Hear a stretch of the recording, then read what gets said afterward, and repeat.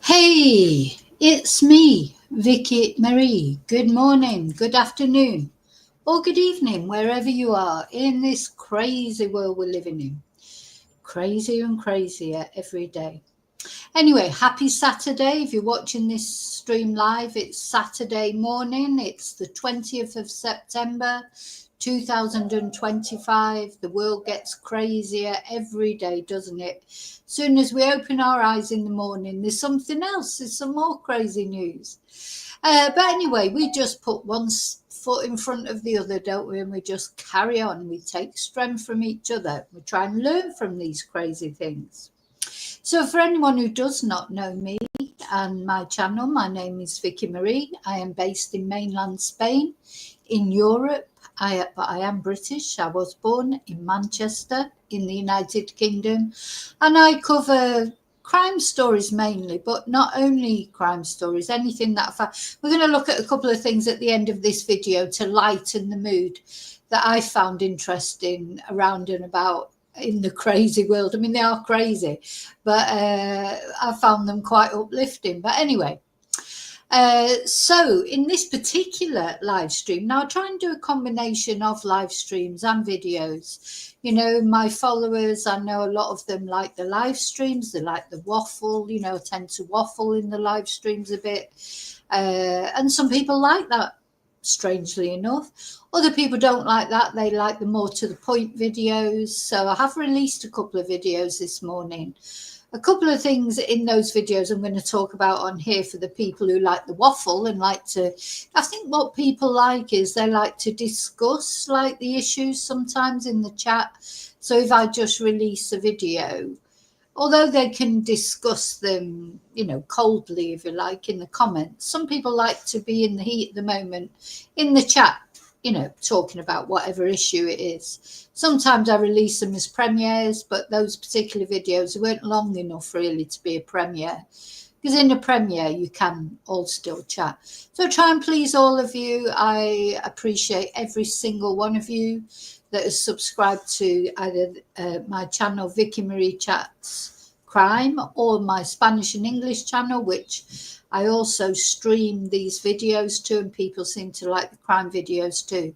I appreciate every single one of you that has subscribed, that watches, that shares, that likes the videos, etc. A special appreciation, of course, to my members. Every Thursday is an exclusive members live stream, which if you can't actually make the live stream, you can watch it afterwards. You also get to use the special emojis. Let me put my thank you banner up, actually, which I forgot to put up there. And my members have special emojis they can use.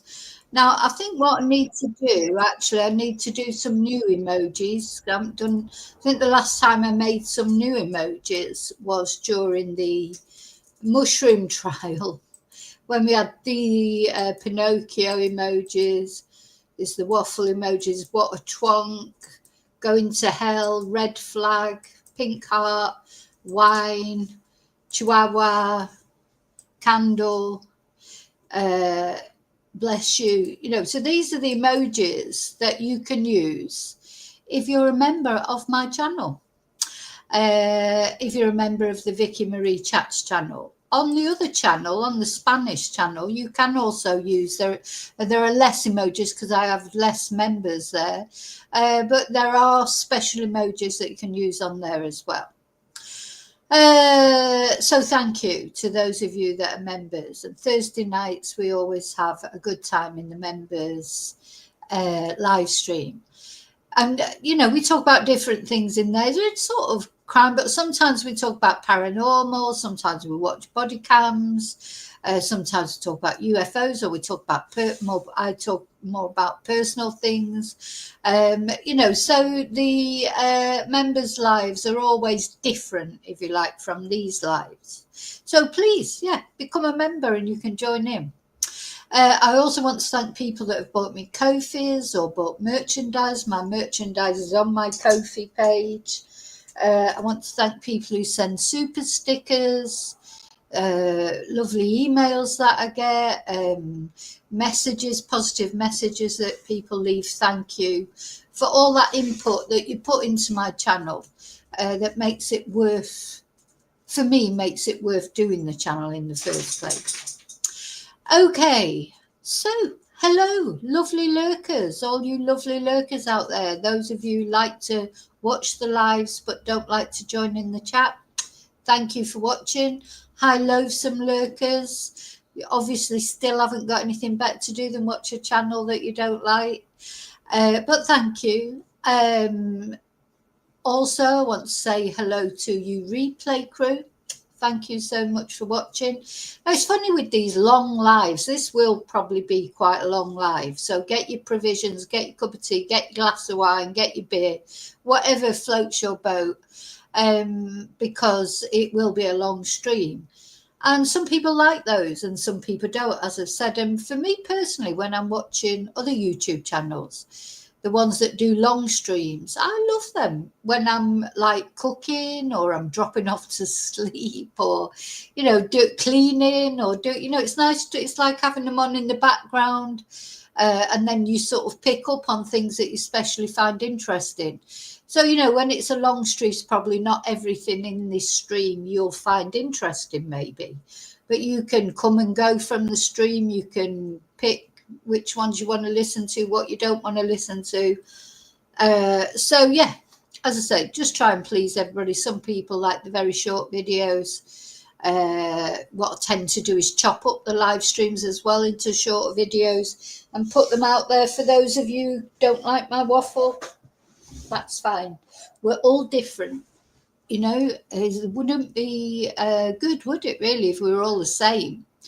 And on this channel, we respect each other's opinions as long as they're not disrespectful, as long as people don't shout at us or call us idiots for having a different view to them.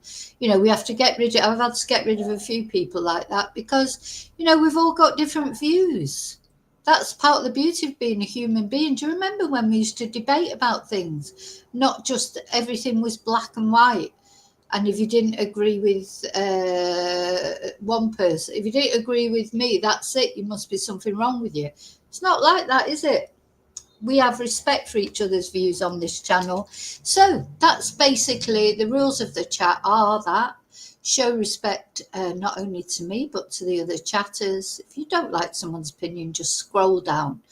Block them, do whatever you like, but I don't want arguing on my chat because we're not here to do that. We're not here to argue. There's enough arguments going on in the world. There's enough horrible things going on. We don't want it on here, do we? And the other rule, of course, is don't mention other YouTube channels or social media things by name. You can talk about them, just don't mention their names. And the only reason for that is, I can get into trouble, like if I end up giving a personal view on another creator. I don't have personal views on creators. I have ones I like and ones I don't like. But the ones that I don't like, maybe other people like them. People who like my channel may like other creators that I don't like, but it's not for me to tell them what to watch. I can't be doing with these channels. One type of channel I don't like are channels that try and tell their followers who they should follow, what they should watch, what they should think. Watch what you like, and if you like channels that I personally don't like, what's it got to do with me? Anyway, so to avoid all that, of getting into that sphere of, oh, what I like, what I don't like. We don't generally mention social media, other social media channels. That's the only reason. So nobody thinks I like one better than another. Also, of course, there are social media creators. Sometimes I like some of their videos. You can't, I don't understand why people think you've got to agree with someone all the time.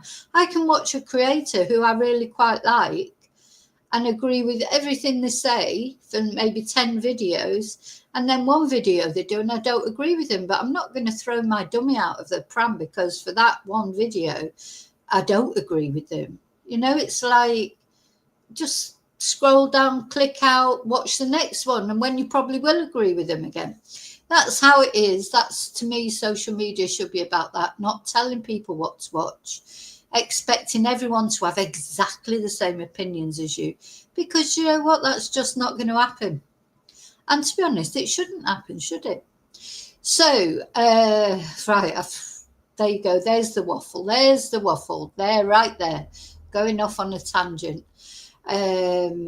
Forgot where I'd got to, but yeah, thank you to those of you who send me emails as well. And something that I keep forgetting to say, I'm any crime that I'm talking about or any topic that I'm talking about, if you've got something maybe particularly about that, I mean, I do get you'd be surprised, I do get emails sometimes from families of victims that talk about. So that's another reason why we always have to be respectful, because you just don't know who's watching.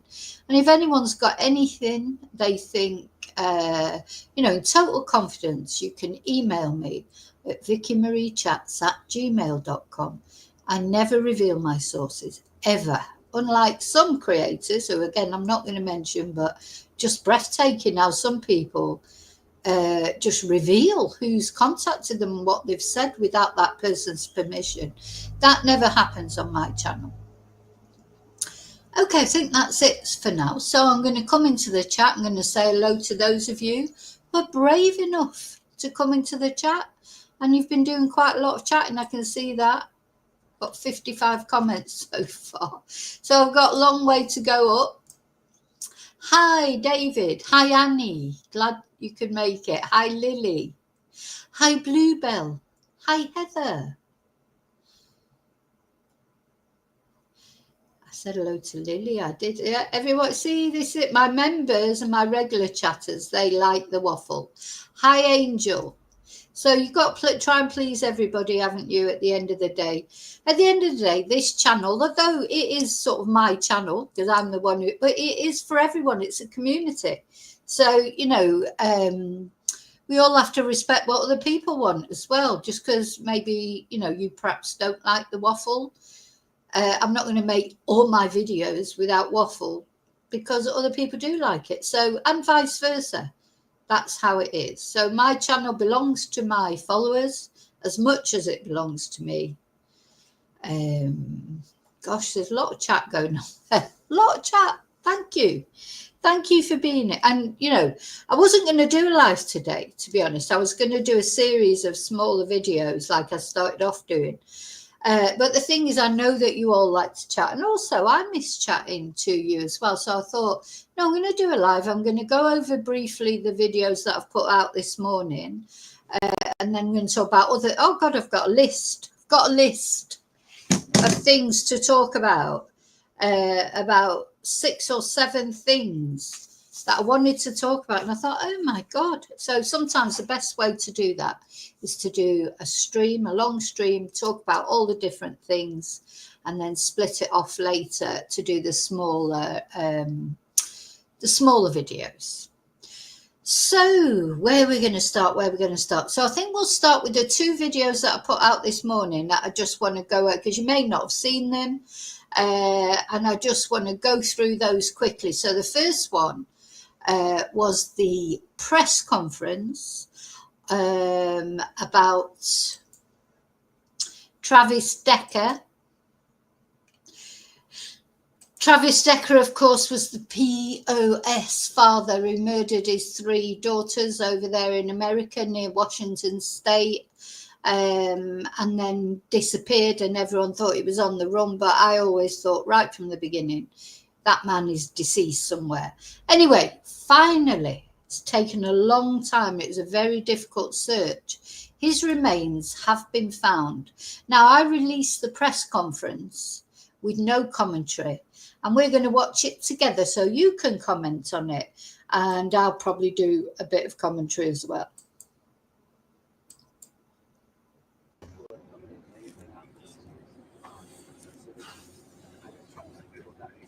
All right.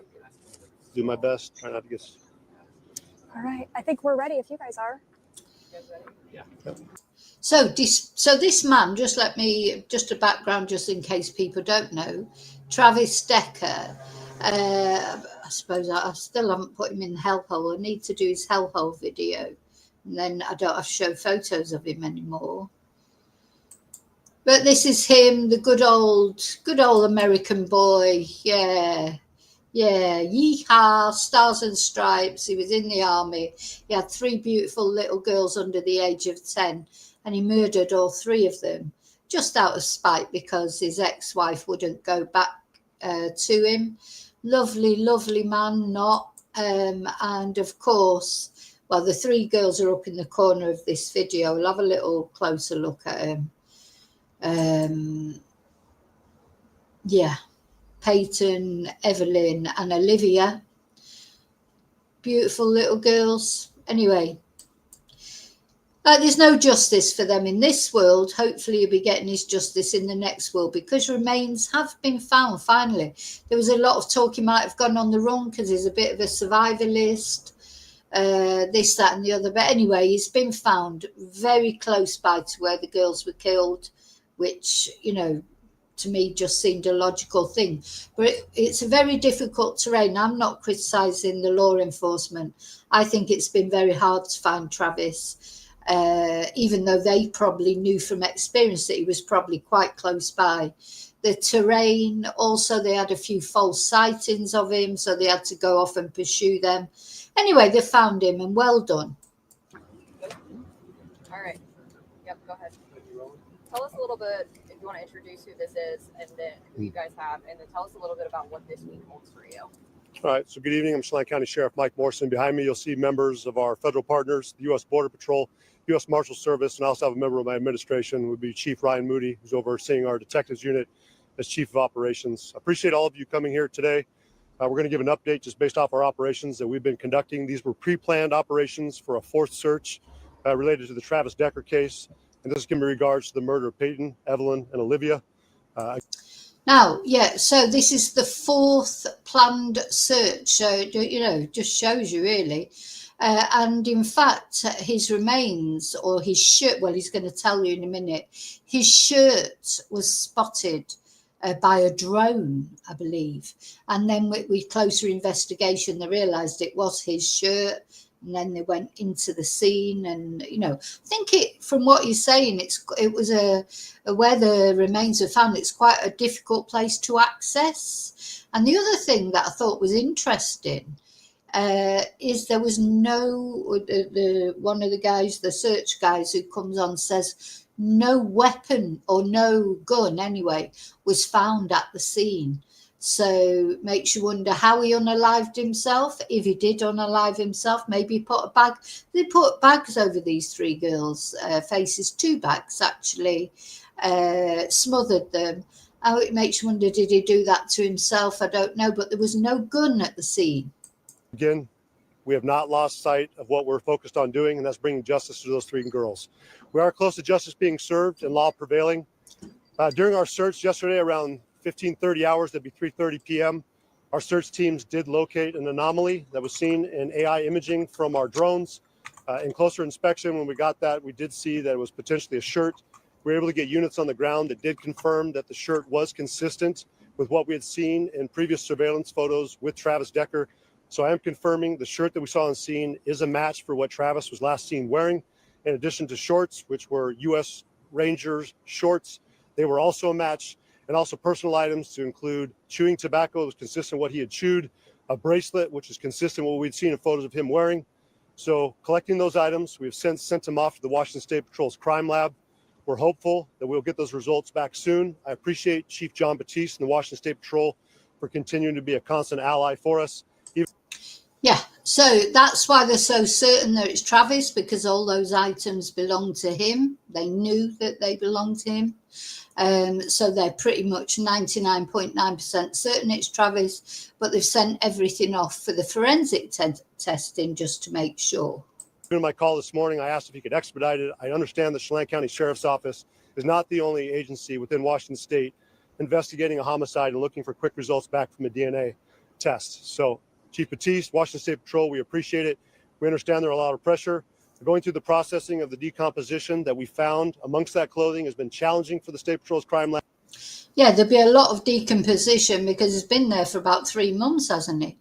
If he died soon after the girl, which I think he died probably maybe even the same day that he killed the girls. But it's interesting again what he says there, that it's not the only homicide or the only DNA results needed quickly in that area, because of course we highlight cases, but there'll be loads of homicides in that area, unfortunately, won't there? So the forensic, the people that are doing the forensic testing, everybody wants their results back now, don't they? Because all those law enforcement officers, they want to solve whatever case it is they're working on. But they can only do one at a time, can't they? Though this is a very high-profile case. I mean, obviously, because it was 3 little girls that were killed. But I think also this man, he was at large to all intents and purposes, to the public. And then there's the girl's mother, she must be breathing a sigh of relief. Whitney, although her life's been torn apart because he murdered her 3 daughters. But at least now she's not looking over her shoulder to see if Travis is coming after her.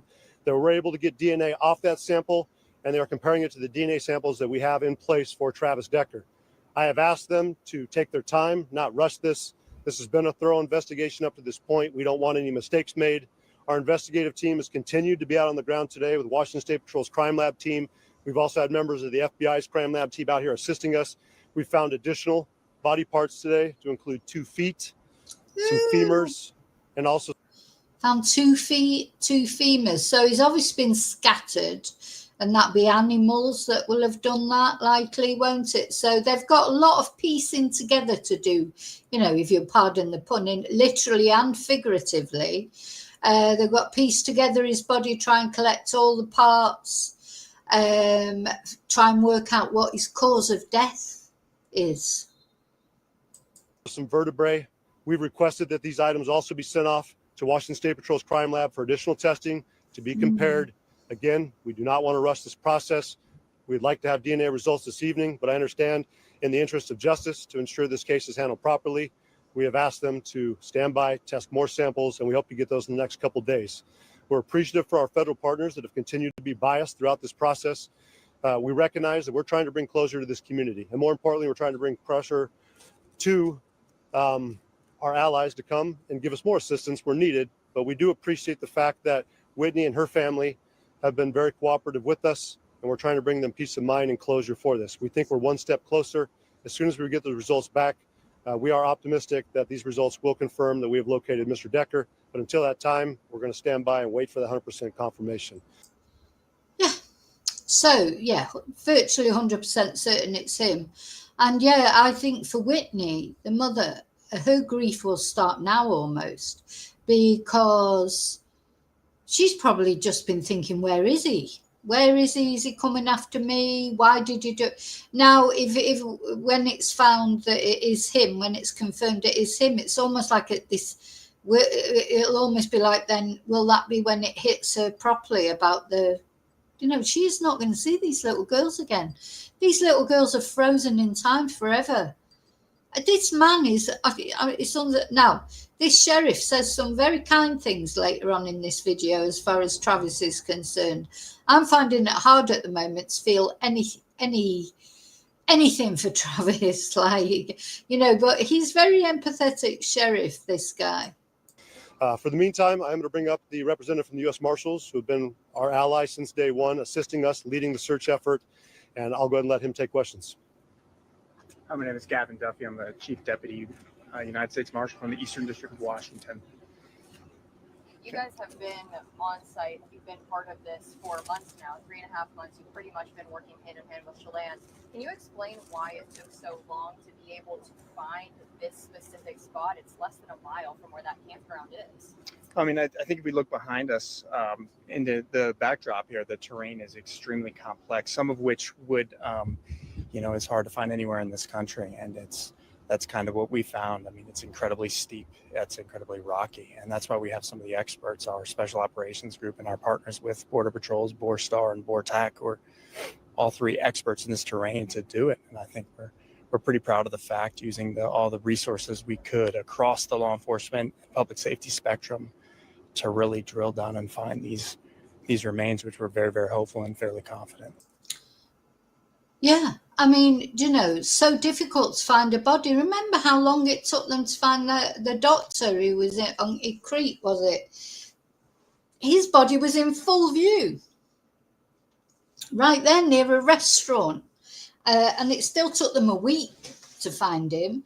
I mean, it's very difficult. You think it would be easy, but it's not, So they did the right thing. They kept circling after they had that big meeting with the FBI, and they decided to just go back to sort of ground zero, if you like, and search again and again, because you could search these places 20 times and still miss a dead body, especially after decomposition is set in. And also, I do think they were misled by the false sightings. And I know that at the end of the day, the public, their heart is in the right place when they reported possibly seeing Travis. But it did use up a lot of resources and distract. He was always going to be right there. That's what I thought right from day one. And I said it, I'm sure you remember, I've said from day one, that man is dead. He's in that area. But of course, they have to follow every lead that comes up. Someone comes up and says, oh, they've seen him in Los Angeles. They've got to follow it up. They can't just ignore leads because they were so desperate to find him. But I do think they were a distraction. Can you tell me a little bit about what it was like whenever whoever the teams were that initially went up there? They were those people that ended up identifying that shirt, seeing those pants. That was that moment. You guys thought, oh, I think we got him. Can you explain a little bit about what that feels like for you? I think it's the 1 yard line. I mean, we want to get across the goal line with the DNA, but we're pretty, it's a good feeling. We've put a lot of work. I mean, hundreds of people in law enforcement and other career fields have touched this case because of its importance to this Chelan and to the state. So to get to that 1 yard line where we are right now, maybe even a little closer, it felt pretty good for everybody working this case in any way. There were some people online that were curious if Travis Decker would have gone north to Canada or south to Mexico. What do you say to people who were curious about him ever going that far, in your expert opinion? Well, I mean, we appreciate the curiosity, right? I mean, we're in the business of finding fugitives and human beings, and they do unique things. And so, I mean, that's how we're thinking. That's interesting, isn't it? What he said, we appreciate the curiosity, because fugitives do strange things, and they do strange things. He could have been in a bunker, the thing is, he could have been anywhere, but anyway, they found him. That's the main thing. As well. But we use fact-based policing, and we utilize our partnerships with other agencies, state, local, and federal, and we kind of narrow in on where we need to be looking, and for the most part, we're pretty successful most of the time. Is this search in that area wrapped up? Is anyone going back up to that site at all? At this point, no, we're going to shut it down for the night. But if something changes, then we'll be right back to it. And then we're on to the next case. And if there's another case in the mountains, I'm pretty confident Border Patrol will be with us. And we'll be back at it with the state police and specifically the Spokane County Sheriff's Department as well. Based on the evidence found there, if it is Travis Decker's remains, did it look like someone had been camping there a while or someone on the move? Ma'am, I don't really have the answer to that specific question. Can you tell me a little bit about what, say, the next few days looks like for you? Is this something that's going to be more searching, more field work, or is this just now waiting for that DNA evidence? I think it's a lot of waiting. How does that feel? You want to be, again, you want that 100% confidence in what we're doing. And in this situation, because of DNA, we can get there. But I think we'll be looking at our phones, but moving on with the rest of our weekends and traveling back to wherever we're from. Can you tell me a little Oh, I really like this guy as well. I've been really impressed with a lot of the law enforcement and the way they talk. He just says it as it is, isn't it? Like when she asked the question, he couldn't give an answer to it because he's not a police officer. He's there to find the remains under his jurisdiction, but he's not there to solve the case. So he can't sort of do that. He can't comment on those things. And then you say, it's interesting what he says because, he's like, oh, we'll have our eye on our phones, but we're off home, to have our weekends. And, and then it'll be the next case. This is their job, isn't it? And obviously all these cases, they're the only case as far as the people concerned, the families and that. But for them, they are literally just another case. bit about the condition of those bones and those pieces that you found? Were they gnawed by animals? Is that something that seemingly disturbed up there? I really don't know the answer to that, nor would I be an expert on that matter. Fugitives I can help with, but anthropology, I'm a little... Yeah, he's so humble as well. He's not like trying. I'm impressed with these. It's not all about their ego, is it? Like, oh, I found them. I was first. We've seen that with a few people, especially Peter Fraudlin and those kind of people. It's all about their ego. There's no ego with these people. This is their job. Limited. Can you say whether a firearm was discovered with Mr. Decker? I do not believe there was, no. Yeah. Now, I found that interesting because they thought he might be armed and dangerous, didn't they? But he said he did go as far there to say, as far as I know, no firearm found. So if Travis has unalived himself, which seems likely, how did he do it? He didn't do it with a firearm. Now, remember, they found that blood on his car, didn't they? Was it a handprint or something? It just makes me wonder, did he cut himself and just walk off into the wilderness until he collapsed? These things will come to light, I'm sure. Well, I hope so. The problem is with the decomposition and, of course, with the bones being scattered and things, probably from animal activity, won't be easy to determine a cause of death, will it? Unless he has got a bag over his head like he subjected his poor little girls to, or maybe, well, I don't want to go into the details, but hopefully there'll be something there at that scene that will show how he died, because that's going to be difficult, isn't it? With skeletized remains, it's difficult. Any hint of foul play there, just based on an initial look at the scene? Again, as an experienced fugitive investigator, I'd leave that to the homicide investigators and the very qualified Chelan County team. So I'm not in a position to really feel that one. This is obviously hit close to home for a lot of people. Wenatchee is a very small community, so is Chelan County. Any message you have in terms of the importance of closing a case like this? Well, I think everybody wants this closure across the community, and I mean, it's national level attention. We all want closure on this case, but so we're really hoping we get across, to keep using the analogy, to get across the goal line and be done with this. But for the Marshal Service and every member of law enforcement, from here we just move on to the next violent fugitive, and that's unfortunate, but that's the reality. Morrison, if I could ask you a question. You guys are from here, you live here, your guys have been he's quite dishy, isn't he? Kind of the same question for you. Mm-hmm. You've met with family, you guys know these people. How does it feel knowing you're so close to 3.5 months of just anxiety maybe coming to an end? We understand the work's not done. We're still in the midst of a homicide investigation. And as you asked too, if something were to happen to Travis that was not natural or of his own cause, we're going to investigate it as a homicide investigation. We owe that to his family. We owe that to him. He's still a human being. He was a brother. He was a son. He was a family member. So sweet though, what he said, maybe I'll come round to that way of thinking about Travis. I'm so angry with Travis. I've been angry with him ever since hearing about this. So angry with what he did to those girls. But that's kind what he said, and it's true, because he is still a brother, a family member, and there'll be people grieving him.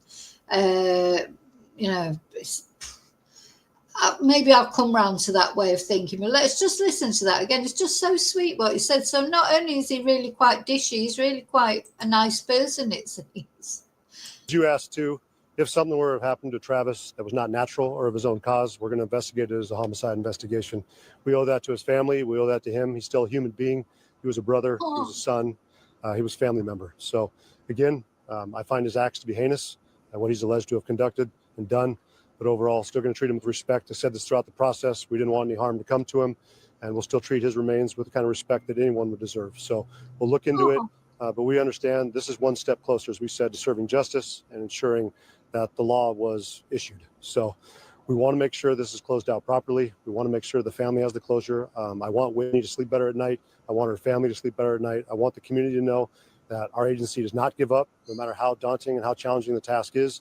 We understand this was not easy. We get the community's frustration. We get our citizens' frustration. But overall, we'd love to have had this done in 3 days. Absolutely. It would have saved us a lot of resources. But it wasn't for a lack of trying. It wasn't for a lack of resources. We brought in some of the best minds in the country, from the FBI, the U.S. Marshal Service, U.S. Forest Service, even the U.S. Army's Criminal Investigation Division. We brought in experts in that field. We did everything. We talked with each other. We met afterwards, debriefed to make sure that we didn't make any mistakes and continue to do everything possible. We understood this could be a criminal case that was going to trial. We didn't want any chance that this would be defeated when we went to trial. And again, I think we're close to the goal we wanted. But we're not going to rush. We're not going to pat ourselves in the back yet. We're not going to say congratulations until we get the results back and we know 100% this is Travis Decker. That is our suspect. That is our only suspect. That is the only evidence that we have shows that he's our suspect. So just to confirm, that is who we were looking for. That's who I believe we found. And we hope the Washington State Patrol can confirm that soon. One last question. Nope. Again, I'm not going to put pressure on Washington State Patrol's crime lab. I want them to take their time. I want them to make sure those results are 100% confirmed. Again, this is closing out a very significant case in our county's history. This was the largest manhunt in Chelan County history. This is the most heinous homicide in Chelan County history. And we need to make sure it's closed properly and that we make sure that we're convincing our community that we did the right thing, we have the right subject, and there's no other person out there. And one last question for me. I don't know if it's for you or Gavin. I saw in the press release that there was a key fob that was found. If one of you could talk a little bit about that, I believe it was found in the river. Correct. Yeah, so we had a follow-up, and we really appreciate Sheriff Knowles and Spokane County Sheriff's Office for not only bringing their helicopter out here with their air support unit, but also bringing members of their dive team, and they were able to get into spots that National Park Service and our Chelan County Sheriff's Office Swiftwater Rescue Team were not able to get into, since there are spots you'd have to get underneath debris, and they were able to find a key fob in close proximity to our scene, which was great. I mean, it's an additional piece of evidence. We've collected it, we've put it in our evidence room, and it's been logged. But again, that's what it shows for cooperation and teamwork and just bringing additional resources that we didn't have. So we do not have a dive team here at Chelan County Sheriff's Office. Historically, we did, but again, appreciation to Sheriff Knowles and his team for coming in and assisting us further. All right. Appreciate everybody. Thanks. Have a good night. Oh, we appreciate you as well. We appreciate you. Yes, very nice. Yeah, I do like a sheriff. I'm quite partial to a sheriff. But anyway, so that's what's happening so far with Travis Decker. I'll keep you updated when the results come back, etc. And then, of course, once the results come back, they'll start trying to piece together what actually happened. After he murdered those poor girls, what happened to him, Okay, so the next thing I want to talk about is something, as this is another thing that I released a video about this morning. And I don't, just a short video, because again, not many details out so far, but I'm absolutely astounded by this, and I cannot believe it has not had as much media attention that I think it should have had.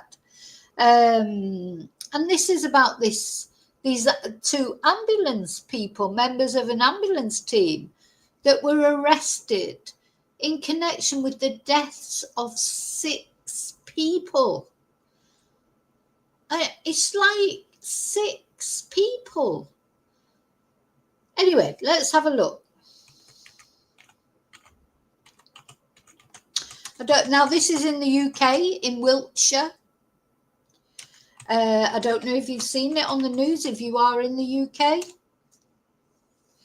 But it's just, let's have a look at the ITV news, because I had a look at the BBC one on the previous video.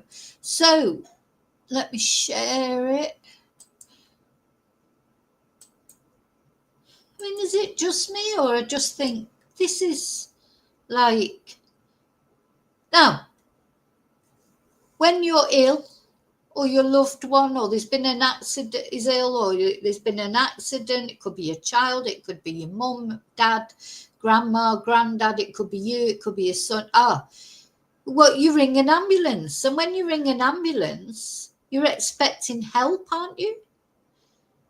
Or if it's, I'm not sure if it's the sort of ambulance that would come to take you on an emergency call, or their ambulance staff that maybe would take you to routine, maybe to your chemotherapy if you had cancer, or to routine doctor's appointments. Sometimes ambulances go out, don't they?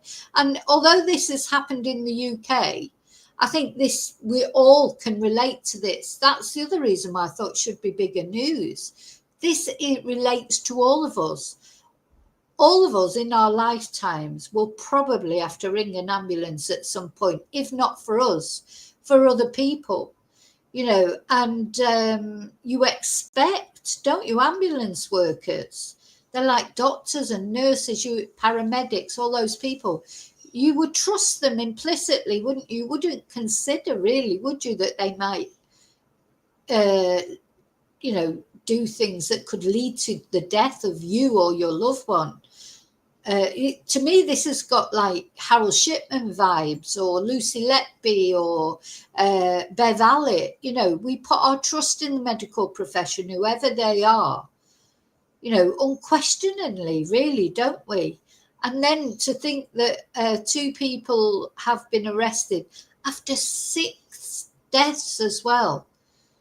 And this is just in Wiltshire. So it's not 6 deaths all over the country, but 6, as I was said in the video that I put out earlier, 1 maybe is an accident, 2 is a coincidence, and 3 is a pattern. But 6, it reminds me of some sort of serial killer type situation. 6 deaths. Now, they've been arrested and they've been charged, I think. Well, I've got, they're innocent till they're proven guilty. But, it takes a lot for the Crown Prosecution Service to make a prosecution in these cases, doesn't it? So 2 ambulance workers have been arrested over the deaths of 6 people in Wiltshire. And the investigation was launched in 2023 by Wiltshire Police. Last year, a man in his 30s was arrested on suspicion of 6 counts, I still can't get over how many, of gross negligence, manslaughter, and 4 counts of ill treatment or willful neglect by a care worker. So it seems like maybe these are old people. Have they just treated them like, rubbish?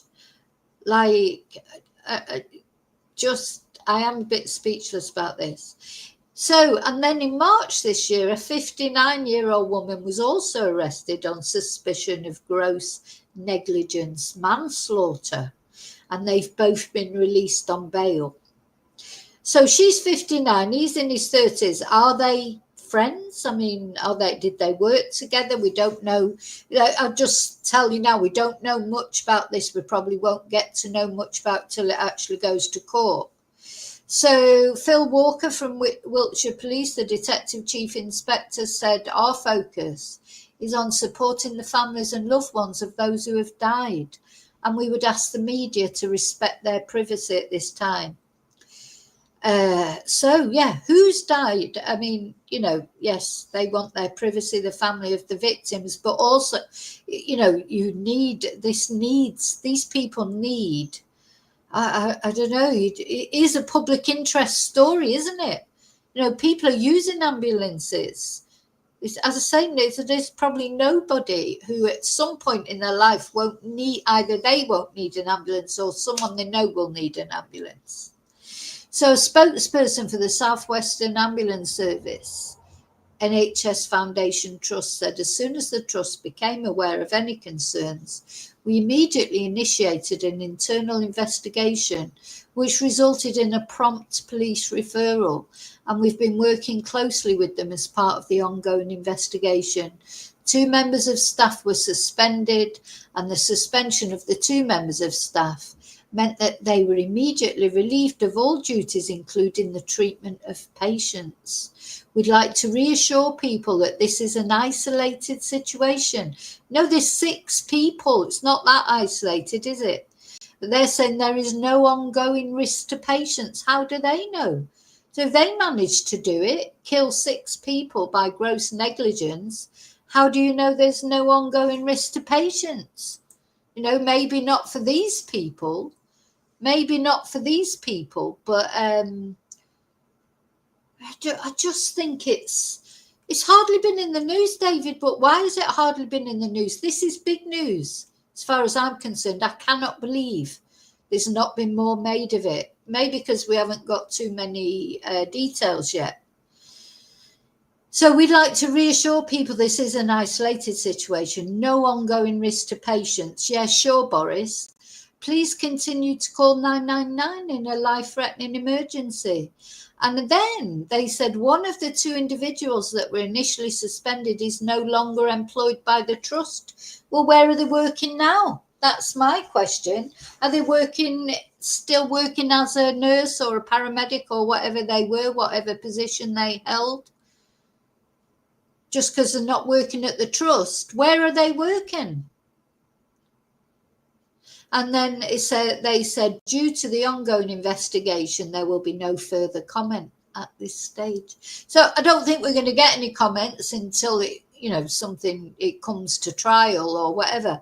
But do you see, why don't the mainstream media pick up these kind of things? They pick up, to be frank, and not being horrible, because I know the killing of Charlie Kirk was a terrible thing, but really in the UK he wasn't even that well known, and now that's all you see all over the news, all over the social media.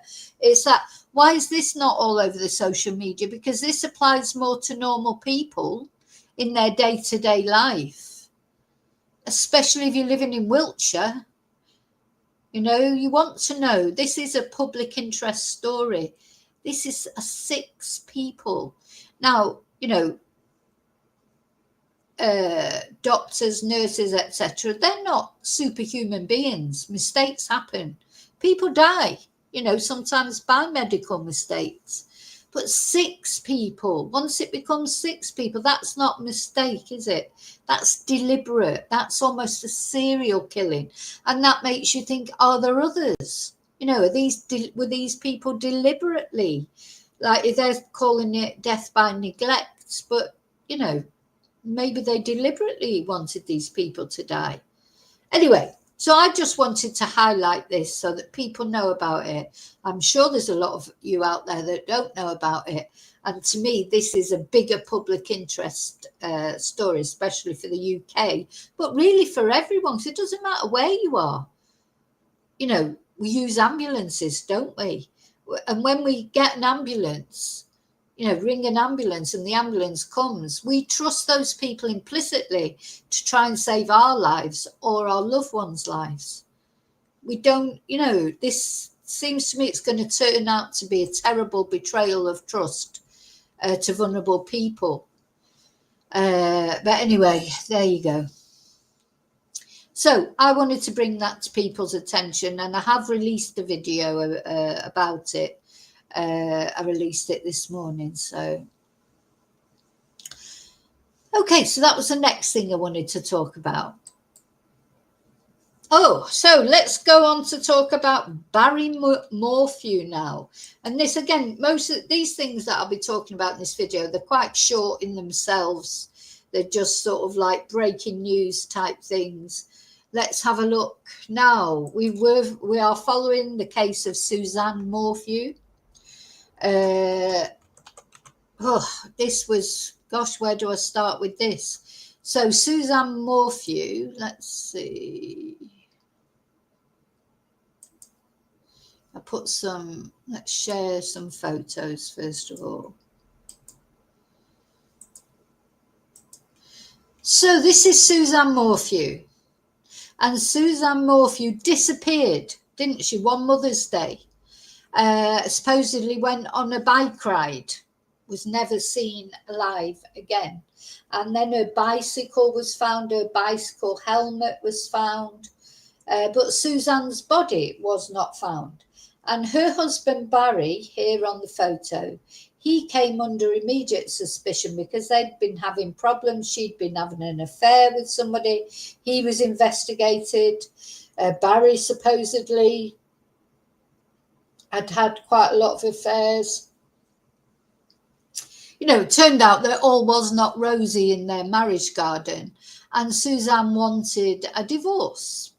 Now, you know, men like Barry, who to all intents and purposes is a total narcissist, they don't like their wives asserting themselves and asking for a divorce, do they? So anyway, she disappeared, poor Suzanne. And then really the case sort of, Barry was arrested and charged, but then he was released because there wasn't enough evidence. And we can see the photo of him here with their two daughters. Look how happy they all are. Because his daughters stand by him and say, no, he had nothing to do with it. He would not have killed our mum. I mean, it's, you know, I'm struggling for sympathy for the daughters, to be honest, because it just seems obvious to me that he did something to this poor woman. Anyway, then, as the police were out there searching for another lady who disappeared, Edna Quintana, we covered her. She's been found now, actually. But while they were searching for her body, because she disappeared, another woman that disappeared, lo and behold, they find human remains. And who are the human remains? Suzanne Morphew. So that caused big problems for Barry because the body was found quite far away from wherever the bike ride was. So she obviously hadn't walked there from where her bike was found and her helmet. So it looked like, you know, immediately it was suspicious, it was foul play. And who was it? And then when they did the post-mortem on Suzanne, because obviously she was skeletized, so it was difficult. They thought it was going to be difficult to tell her cause of death. But she had, her body, her bones contained traces of a tranquilizer that is used by like big game hunters and people like that. And guess who's a big game hunter or a hunter anyway? Barry Morphew. And it turned out he was the only person in his state, which I think is Colorado. I think so. Not sure. I'll check in a minute. He was the only person in the state that, because you have to register to buy those kind of tranquilizers. He was the only person registered to have bought them. What coincidence. So it's felt like he chased Suzanne around the house and fired these tranquilizer guns to tranquilize her. Now, when and where he killed her, we don't know. So we don't know if he killed her. The tranquilizer guns would not kill her. Darts would not kill her. But it was like to subdue her. To do what, I wonder? You know, it makes you think, doesn't it? What did he do to this poor woman before he actually killed her? Anyway, so of course that led to him then being arrested again. And the good news is he has been arrested. He has been charged with murder. I'd be very surprised if he doesn't get found guilty. But anyway, that's a court case that, you know, he's innocent till proven guilty, as is everyone. Anyway, he was initially refused bond. But guess what? He's been given bond, so he's actually out, free.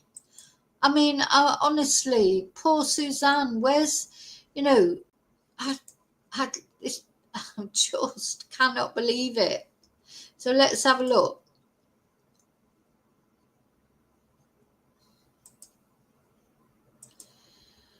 So this is the Colorado Gazette. Barry Morphew in jail on murder charges in the death of his wife, bonded out of the Alamosa County Jail Friday after securing surety on a $3 million bond. Now, he doesn't have to put up $3 million, but, you know, I'm just annoyed that he's even out. As per judge's orders, he was fitted with a GPS ankle monitor, and his attorney, David Bella, confirmed that funds for the bond were paid by friends and supporters. God, where's the support for Suzanne? So he's been grinning his way through all his court appearances. You know, he seems to think it's all hilarious. He's shown no sign of remorse of the fact, you know, not admitting about it, but, you know, shown no sign of remorse that Suzanne is even dead. Do you know what I mean? It's like he just doesn't care. And his daughters are supporting him. What's wrong with them? What is wrong with them? Anyway.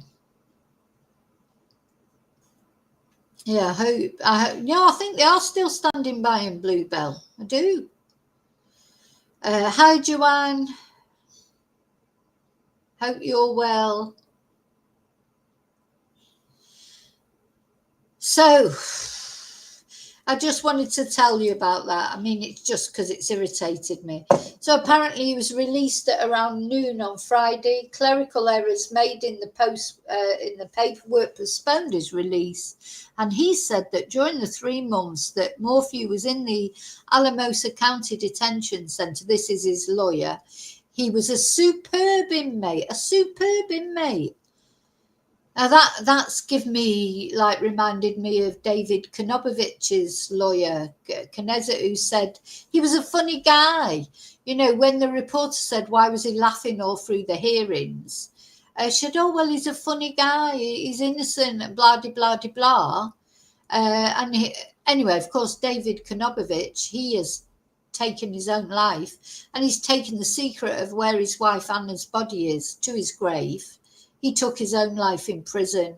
There's still searches go. I hope there's not a day, literally not a day that I don't think about Anna, and hope that her body will be found and brought home to her family, because, you know, she could be anywhere. She's probably in the suitcase that he took her out of her apartment in, and probably been buried in some obscure place. But that twonk, David Konobovich,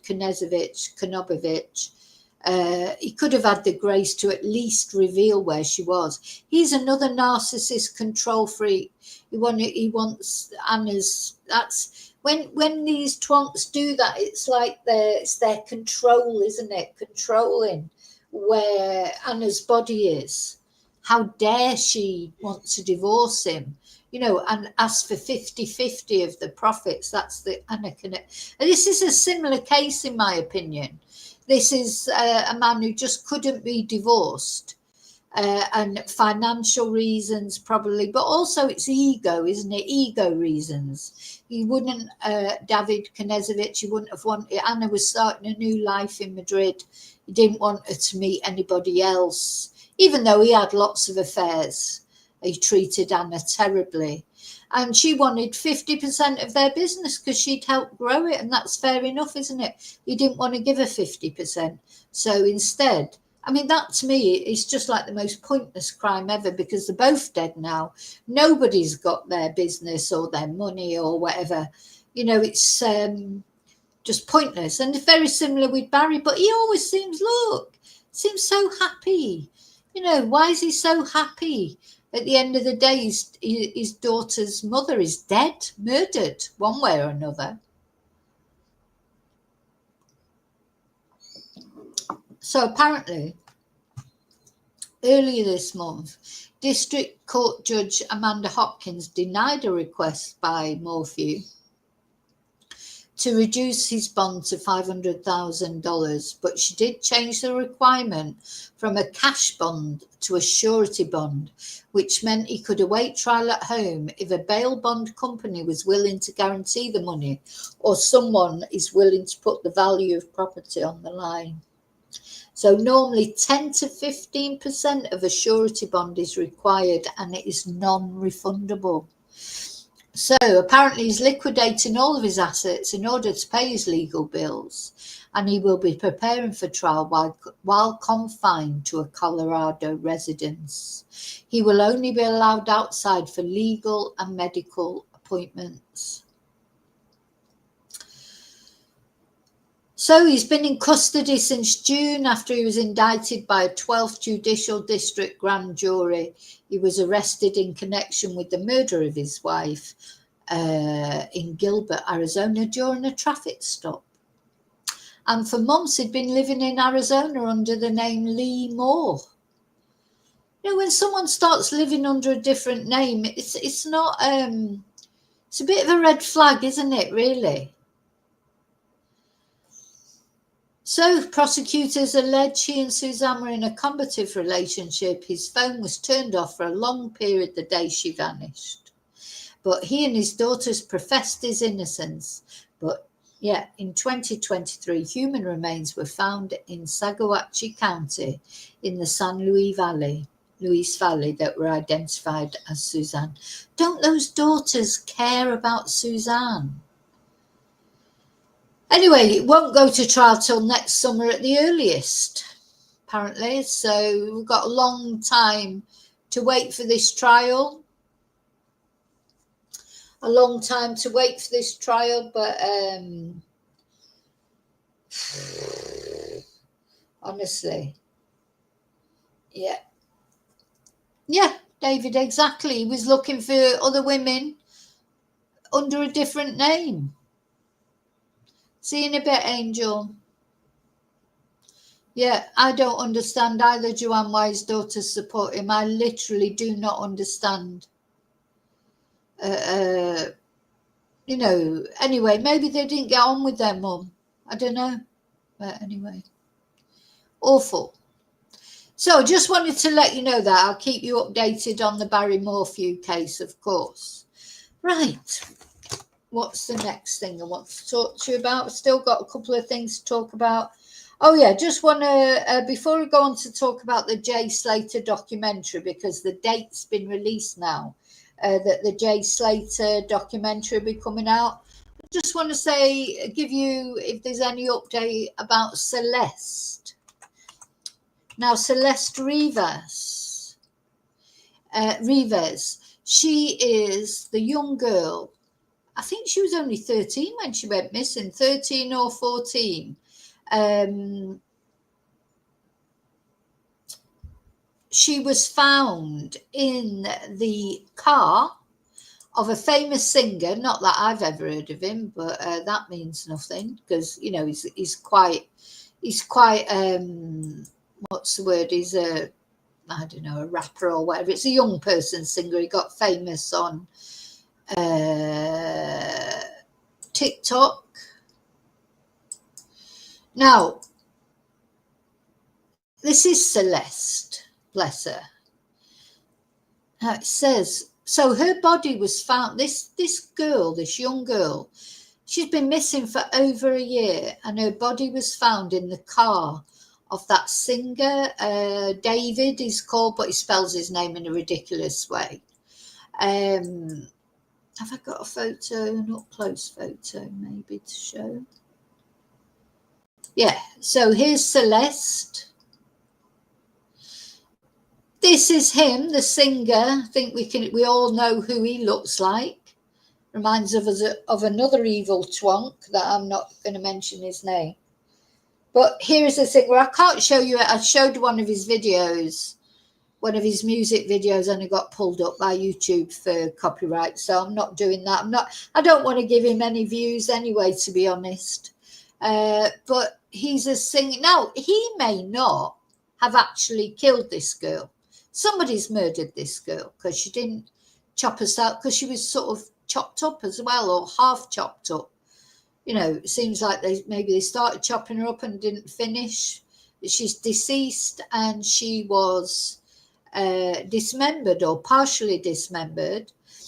So it's definitely a homicide, isn't it? Because it's not a self-deletion. Well, certainly could be a self-deletion, but then you don't go on to chop yourself up, do you? So, yeah. So she was found decomposed in the trunk of a Tesla, which is registered to singer David after a foul smell was reported coming from it. And the singer's real name is David Anthony Burke. She was first reported missing on April the 5th after she was last seen in Lake Elsinore, California. She was only 13 when she went missing, and she has been identified as this body in the car. Now, we still don't know very much. He was on tour, but he has cancelled his tour now. He's said to be cooperating with the police. Celeste's family shared their grief at the discovery and predictably set up a GoFundMe to help. She was a beloved daughter, sister, cousin and friend. Her family is heartbroken and devastated by this tragic loss. They are seeking help to lay her body to rest. Any funds you're able to donate are greatly appreciated. Let's have a look at the GoFundMe.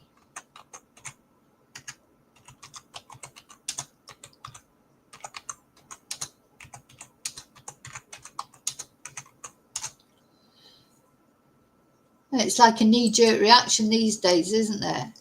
So they've raised, that's a very small amount, isn't it? 18,000 really compared to what sometimes. So their target is 20,000 though. So they're nearly at their target. And they've put it up in Spanish as well. So yeah, that's where that photo comes from. Bless her.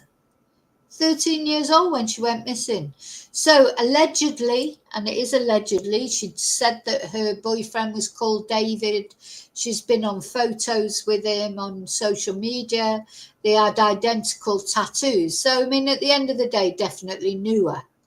He definitely knew her. But that does not, oh, sorry, I didn't even share that. That does not mean, of course, that he killed her. So there's some talk that maybe somebody new may have put her in there.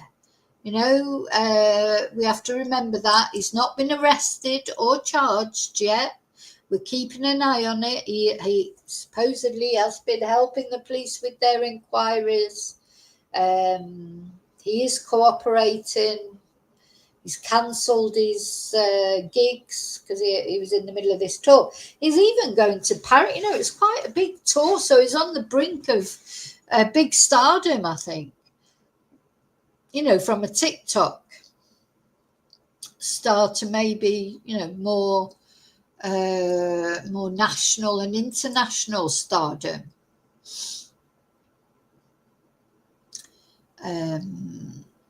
So, yeah, we're keeping an eye on this case, this poor girl, because whatever, you know, she won't be the first young girl to be impressed by a bad boy, would she? You know, that's, you know, he reminds me a bit of, it's like the Diddy sort of, all that horrible stuff. You know, it's like, you know, there'll always be young girls that are impressed by singers or famous people. That unfortunately is the way of the world. And, you know, so she's underage. So, you know, she can't be held responsible for it. He's in his late 20s, I think. So he can be held responsible. Oh, thank you, Joanne. I've just seen that. Thank you so much for the super sticker. You're always so kind. I'm going to put put the thank you up. Thank you. Thank you so much to Joanne for the super sticker. You're a very good supporter of this channel. Thank you. So yeah, poor Celeste. You know, at the end of the day, 13-year-old girl won't be the first 13-year-old girl to have her head turned. And she looks older, doesn't she? She does look older. Not that that means anything, because in her head she's still 13, isn't she? She is 13 in her head, whether she looks older or not. And at the end of the day, he's the adult. He's supposed to know better. I think the other thing that struck me strange, because he's gone off on this tour, like if she was his girlfriend, I mean, obviously he won't want to publicly come out and say she's his girlfriend because she was only 13. why has it taken so long for her to be reported missing, etc.? Oh no, actually, I think she was reported missing quite a long time ago. But this car, so just so you know, so this car of his, it had been towed, and I think he was hoping that it would get crushed. So the car was towed. It was in one of those places where they keep towed cars, and it's only because one of the workers there noticed the smell coming from it. Otherwise, would it have got? Would it have got crushed? And would that have been it? And then nobody would have ever known about poor Celeste, her fate. Now, at least her family know what's happened to her now. So it's better than somebody just being missing forever, is it? Even though it's horrible, horrible news. So I just wanted to talk about that. I don't think there's any mega news, like, he hasn't been charged. There'll be all sorts of, I think the forensic things have been finished now, and the car has been returned to the impound. I'm sure I read that a couple of hours ago. They've searched his home. That's right, they searched his home. Might be able to watch that, actually. Let's have a look at this. So there's a little advert. Authorities urgently looking for clues in the death of Celeste Rivas, a 15-year-old girl who went missing more than a year ago. Her remains found inside a Tesla registered to the critically acclaimed singer, David. Investigators executing a search warrant at the home rented by the 20-year-old singer in the Hollywood Hills. Officers seen removing several items, including a computer, according to authorities. The skyrocketing career of the artist born David Anthony Burke now at a standstill. A performance at the Grammy Museum next week no longer listed on their website. He's not been charged with any crime and has yet. Yeah, he's not been charged with anything yet.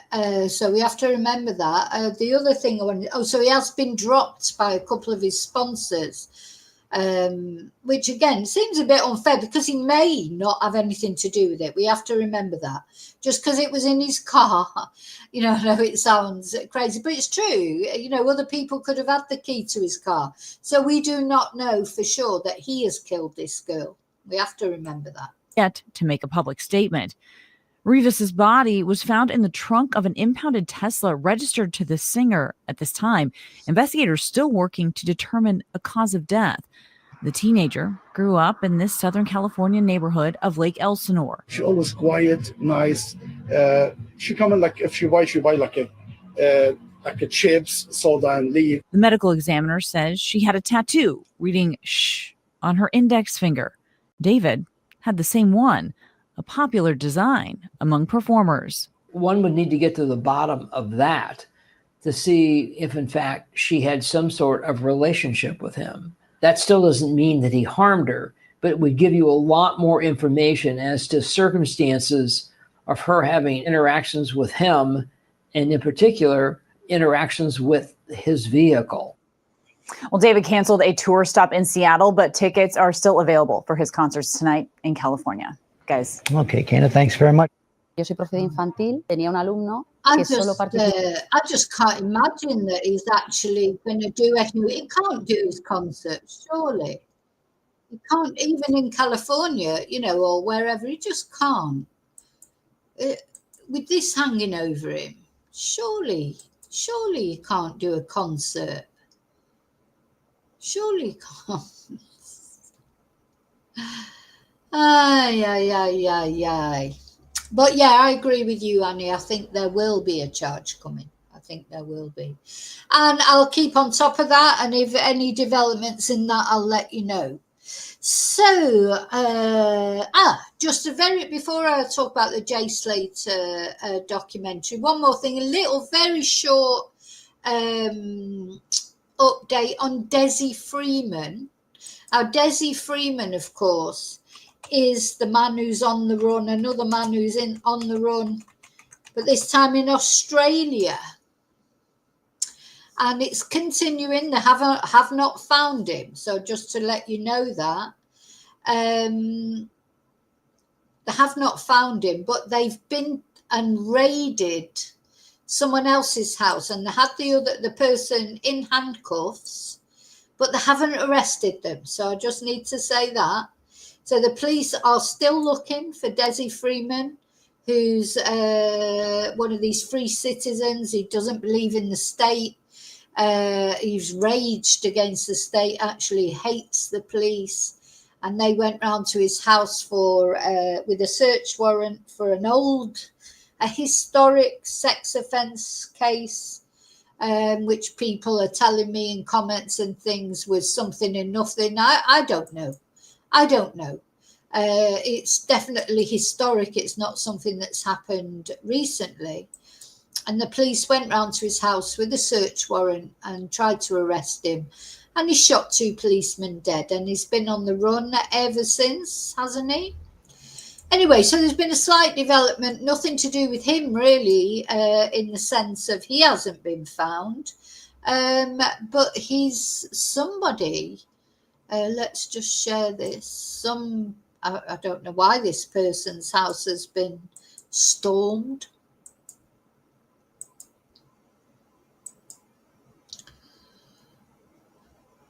So, an Alpine home has been stormed in hunt for alleged cop killer Dezi Freeman.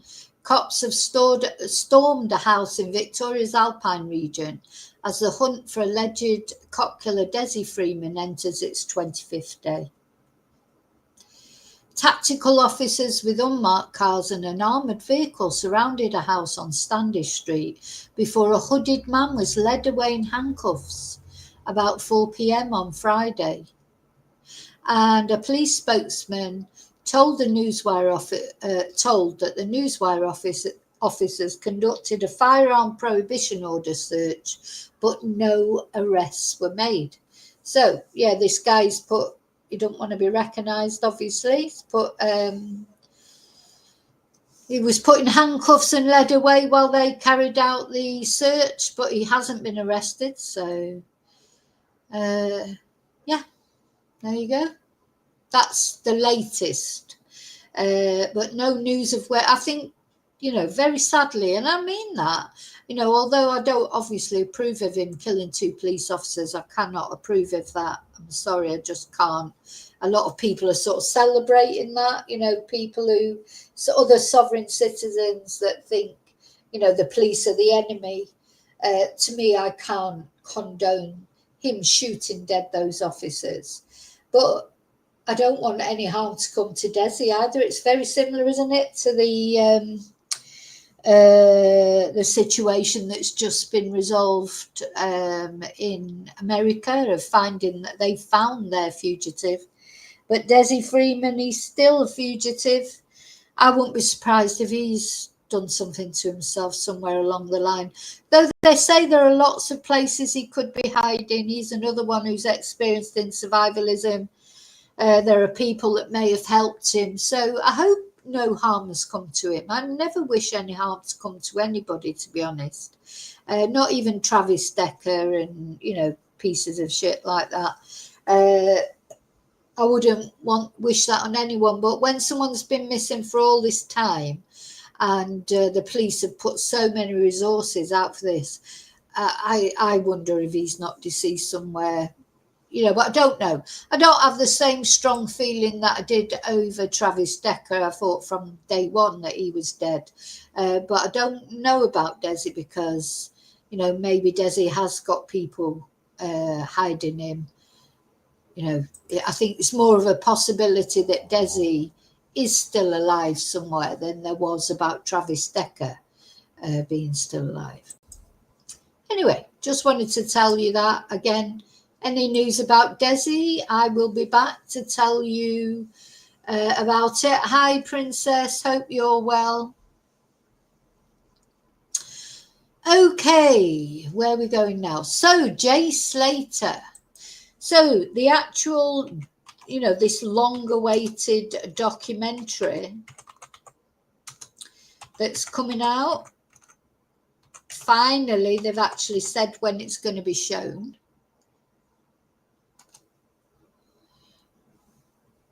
Here we go. So according to AI, it's funny now, isn't it? Whenever you Google something, you used to get Wikipedia would come up first. Now it's the AI overview from, I think it's Gemini.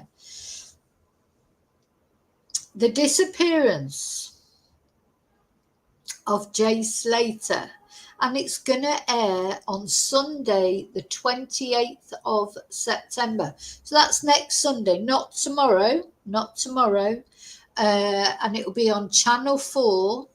Let me just put a picture up of Jay. So Jay Slater was a case we covered again. It was last summer, wasn't it? Poor Jay. Poor lad, only 19 years old. Let's put some photos of him up so that we can, just to remind us, though I'm sure you haven't forgotten who he is. It was a big case, wasn't it? Because he was missing for so long, of course. How was it, a month he was missing, or maybe even longer? Let me just share the photos of him.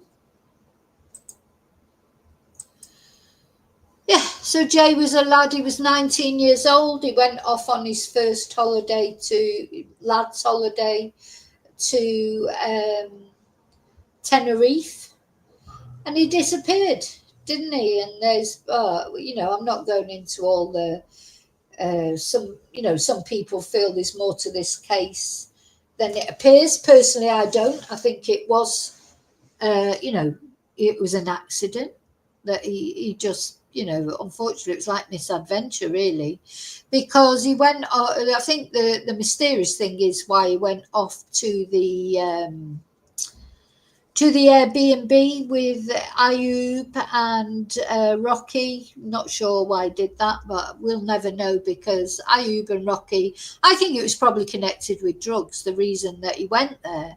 But Ayub and Rocky are never going to say that, are they? They're not going to say, oh, yeah, he came to the apartment because we were going to give him some drugs or whatever. They're not going to say it. So I don't think we'll ever get to the bottom of that. But I don't believe there was any foul play. I personally don't. But I know a lot of you do, and that's fine. We've all got our views. But the inquest, oh my God, the inquest found, of course, that it was an accident, that he, oh God, that's some idiot outside with a motorbike playing around now. The inquest found that he decided to take a cut across to try and make his way back to his apartment. We'll never know what was going through his head at the time. He had been raving for a few days. He hadn't drank proper water or eaten properly, so he wouldn't have been in a normal frame of mind. We'll never know. We'll never know that. Anyway, he fell down a ravine. This was what the official version was. This is what was decided at both the Spanish inquest and at the British inquest, that it was accidental death. And now they're having this documentary. Now, this documentary will be interesting because the family have, given the family. The thing is, the family have accepted that it was an accidental death. So don't forget that the search team that went out there, that the family paid to go out there, they said there was no way that anybody could get up there carrying a body. So, unless he was dropped from a helicopter into the ravine or somebody pushed him in there. But, that means somebody got into that. They found it hard. They're a search team that are experienced in terrain, and they found it hard to get up there. And the Guardia Civil had to get a helicopter to get him out of there. He underestimated the terrain, in my opinion, and before he knew it, he was lost. He remember he made that panic phone call and said he didn't know where he was. He couldn't find his way back. and then he slipped. That it just seems, I just don't really see why that just doesn't seem logical to people. But anyway, a lot of people don't think that, and that's fine. I'm just saying what I think, and anybody who's got an opposite view, they can express it, no problem. But that was what was decided anyway at the inquest, and his family have accepted it. I think we have to remember that. His family have accepted it, and his mum and dad, my heart breaks them, because of course they were separated, weren't they? They weren't still together. Just horrible. 19-year-old lad, that's it. He just turned his life around. He'd had some problems, hadn't he, in his early teens. He'd really narrowly escaped prison, didn't he, for getting involved in quite serious crimes, or at the end of the day got involved with a group that were involved in serious crimes. And again, I'm not going to be on there debating on sort of how serious what he did was, or because I don't even know the full facts of it. But all I know is he was 16. He did some bad things, but he turned his life around, and a lot of people don't manage to turn their life around here. It was an apprentice bricklayer. He was enjoying his life, and he died. So that's it as far as I'm concerned. He deserves sympathy, and his family deserves sympathy. And it'll be interesting to see how this documentary goes. I'm quite looking forward to watching it, because apparently there's going to be a lot more details released. Maybe not. Maybe it'll end up being one of those things that I knew more. I know a lot about this case, so it might be one of those things where after watching it, I think, God, I knew more than that anyway. Who knows? But anyway, that just to let you know when it is. So I'll probably remind you nearer the time. So this is how it describes it. It'll explore the tragic events surrounding Jay Slater's disappearance and death in Tenerife, focusing on his family's experience with media intrusion and online speculation. Now, whatever your views are, you've got to agree it was horrible the way especially Debbie, the mum, was treated by TikTokers and the media, not only the social media, but mainstream media. She was shown no respect. People were phoning her saying he'd been kidnapped. Remember all those horrible photos circulating of a young lad that looked like him, sort of, with something around his neck and bruises all over his face. There were videos made up and put out there as deliberate, for deliberate clickbait, conspiracy theories that it escaped on a boat, and some really crazy things. Whatever you think, there was crazy things. Now, I understand how people can think, well, why did he go back to that Airbnb in the first place? That is, I think, an enduring mystery that will always be. And as I say, Rocky and Ayub know why, but they're not going to say why, because it may have been for some nefarious purpose. So they're not going to say, oh, well, yeah, he came back because we were going to sell him the drugs we had left. So they were going home the next day, weren't they? Or if he was a drug mule, some people say that. I don't think he was, but say he was. Rocky and Ayub, they're not going to say that, are they? So, you've got to be realistic in that sense. It's just whether you believe his death was an accident, or what do you think, that Ayub took him up to that ravine and pushed him over? Come on. Even just saying it out loud, it seems ridiculous. You can't imagine Ayub doing anything as strenuous as that. Do you know what I mean? He's not going to go up to a ravine and put his own life in danger to push Jay off the edge. Anyway, it's one thing that'll always give me a little, I don't know if it make Debbie laugh or Warren, because sometimes you have to find a little bit of levity in these situations. I wish I could have been a fly on the wall at the inquest. When Ayub was giving his testimony, just the way he talks, and now Mr. Aidley, the coroner, of course, he had to take the case, even though really he'd retired, because he wouldn't give up a chance of being the centre of attention, would he? But just the thought of them two talking to each other, and Ayub with his, you know what I mean, bro, and all that, he's sort of street talk, and Mr. Aidley so posh and refined. It just makes me chuckle every time I think about it. Anyway, there you go. That's just my sense of humour.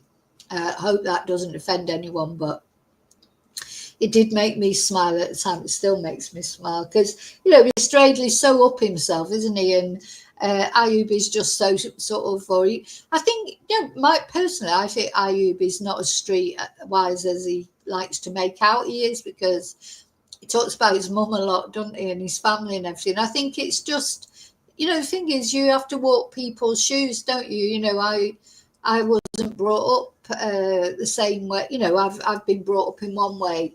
Ayub has had his life, and he's grown up with this bravado. You know, he got involved in bad things when he was young, didn't he? He went to prison for years, and he said himself, I've seen him being interviewed, you know, he doesn't want to go back to prison. Doesn't want to go back to prison. He's been there, done that, got the T-shirt, didn't like it. And he said that not the first time he went to prison, but the second time, it did change his life. You know, it did improve his life afterwards. So I don't know. We'll see. Now, of course, Rocky's the really dodgy one, because they couldn't find him, could they? Because it turns out that Rocky's got other warrants out for his arrest, so he wouldn't go to the inquest. He didn't want to be found, but he already had warrants out for his arrest. So you can see why he wouldn't want to go near the police, because then they're just going to say, oh, by the way, you've got these other warrants for your arrest. And, you know, so he's sort of avoided that. Apparently he's been back to the Airbnb, hasn't he, to stay at the same Airbnb. You know, I think I'll have to go and stay there one day and see what the attraction of it is. The thought of being right up in the mountains, you know, you wouldn't really want to be there, would you? So let's see. So it's to air on Sunday, September the 28th at 9 p.m. and it will explore the tragic events surrounding Jay Slater's disappearance and death in Tenerife, focusing on his family's experience with media intrusion and online speculation. The film offers a personal look at the case, the social media storm it generated. It wasn't only social media storm, and the devastating impact of online commentary on a grieving family. I do think they treated the family terribly, especially it was awful the way Jay's mum was treated. Awful. Oops. So that's it. Sunday the 28th of September at 9 p.m. UK time on Channel 4. I'll be watching it, definitely will be watching it, and we'll see. Okay. So that's it for the crime things, I think, that I wanted to talk about. There is something else that I just want to talk about, just something lighter that I think might just make you laugh. You know, we need a laugh, don't we, these days? Have you seen, and it's just something, again, that just caught my eye, I saw it on the news. It hasn't been a really big news story, but it's quite funny. David, you might know about this, or anybody who's in Scotland. I'd not heard of it before.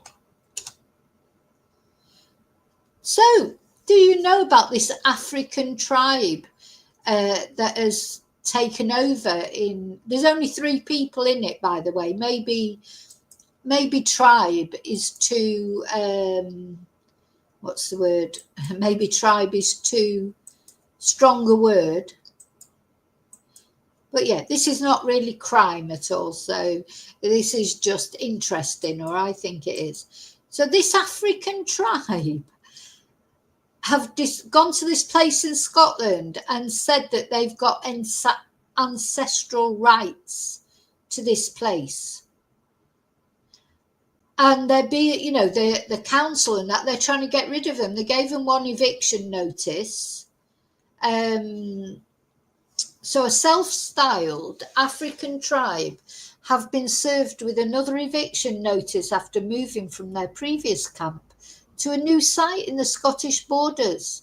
The so-called Kingdom of Kubala were evicted from privately owned land near Jedburgh on Tuesday, but they just moved over a small fence and set up another base nearby. And Scottish Borders Council began legal action to evict them after establishing that the new camp was on land owned by the local authority. And the group have now been told that they have until noon on Monday to leave. Let's have a look at the video. I mean, they obviously can't be Scottish because they haven't got ginger hair. Sorry if that's an insult to ginger-haired people. No, but it's a standing joke, isn't it?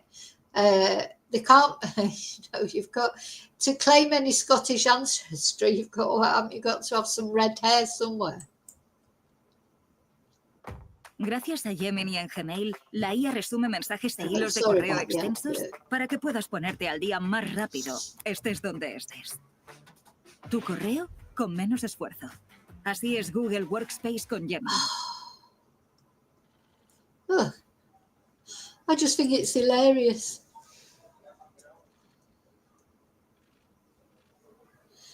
I feel like it could only happen in Britain. Britain is a crazy place, isn't it? We're all eccentric British people. Well, I'm presuming they're British. I don't know if they're British. They're in Britain.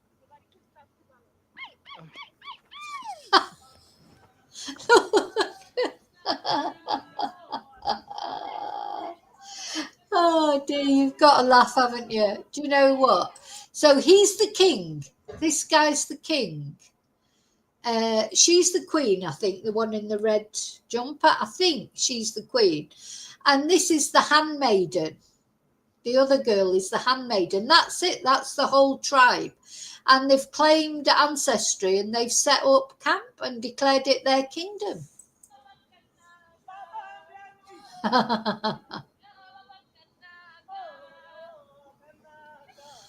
How they ended up there, I don't know. They look happy though. Those people you call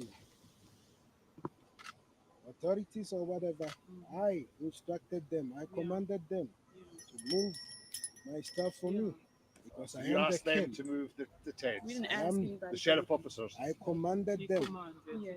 I commanded them. I think the He's the sheriff king. commanded them to come and remove the stuff. Oh, what's he The eating? sheriff that commanded that. I do not know about the Is it court Kentucky command. chicken? I know about my command. Looked like he was eating a bit of Kentucky chicken there. Let's just watch that again. I think it's hilarious.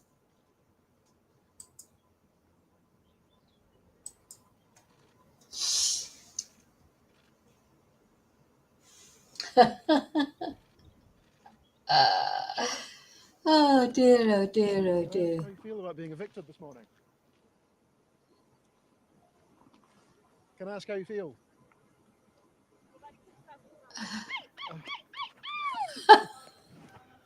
I just love it.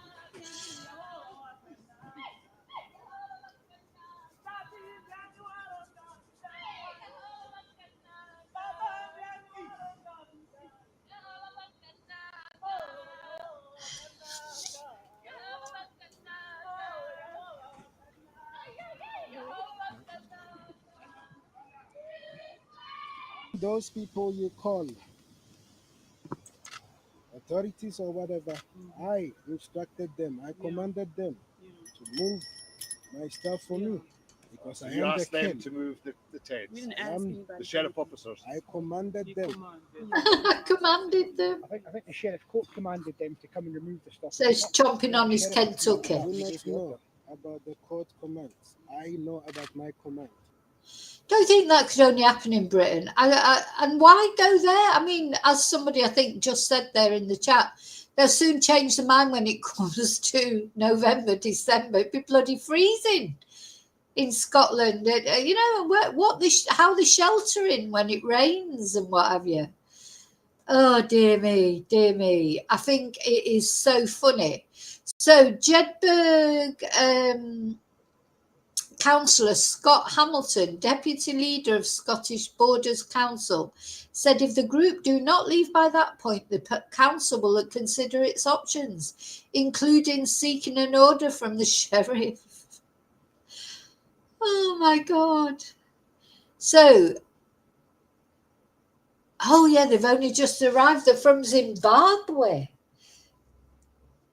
How could you claim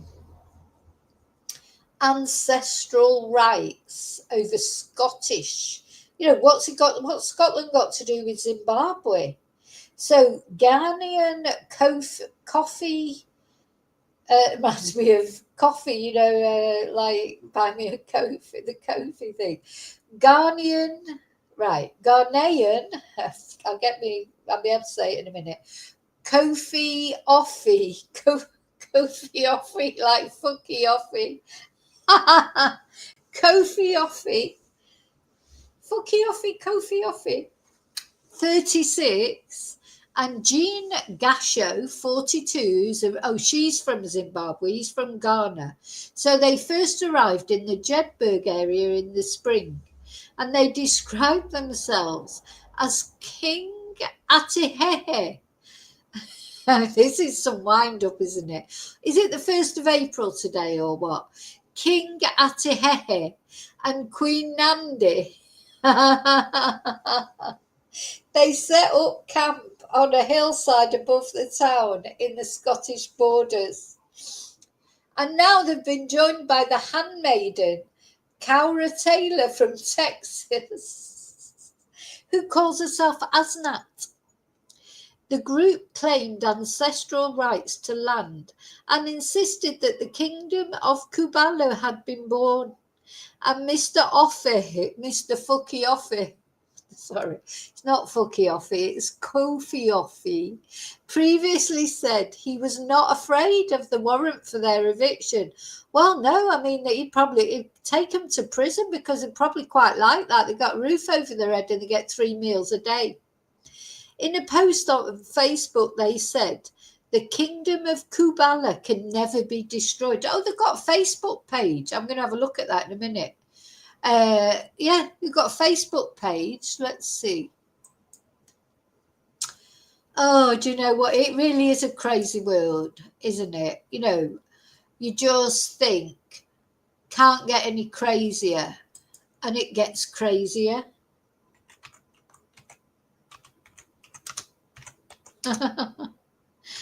They're probably on benefits. Waiting for their council house. Sorry, I shouldn't be facetious, but just makes me laugh. The kingdom of Quebec. Like, they haven't got that many followers. Let's have a look. I don't want to follow it. So here it is, the kingdom of Kubala. 234 followers. I'm not going to follow it. I'm not. We are reclaiming the land, our land, the land of the Lord. We live from the earth naturally, and we do not recognise man-made law as supreme. So they're a little bit like Dezi Freeman. Maybe that's where Dezi Freeman's gone. Maybe he's gone to see Fucky Offie and his friend. You know, it's very similar, isn't it? Sovereign citizens. We do not recognise man-made law as supreme. We urge everyone to join us in this mission to reinstate our land and restore our Mother Earth. Let's see the photos. Don't you feel that? I feel like they're going to get more people are going to go and see him. We were attacked, so on the 4th of September, they said we were attacked by individuals who act out of ignorance. They didn't understand what they were doing, and we choose to forgive them. We are brothers and sisters, united not by blood, but by humanity. We stand for unity, love, and peace. Please do not be hostile towards us. We come in peace, and we are on your side. Love one another, brothers and sisters. Call your mum, your dad. Greet your neighbours. Help the elderly. Oh, smile at a stranger. Live in harmony with our Mother Earth, and let kindness be your compass. Have a wonderful day, brothers and sisters. I do quite like that, what they've said there. I mean, I do like that. You know, yeah, maybe they'll probably end up in Spain. Oh, I tell you what, the Guardia, they won't last 5 minutes in Spain. I don't think the Guardia have any qualms about just going and taking people off. Do you know what I mean? I think it's oh God, should we all go and join them? Maybe in the summer. Maybe in the summer we'll go and join them. Not now, it's too cold, isn't it? It's already too cold. So a call to rise. We are reclaiming our land, the land of our Lord. We live from the earth, naturally guided not by man-made law, but by truth rooted in creation. Join us, walk with us, let the healing begin.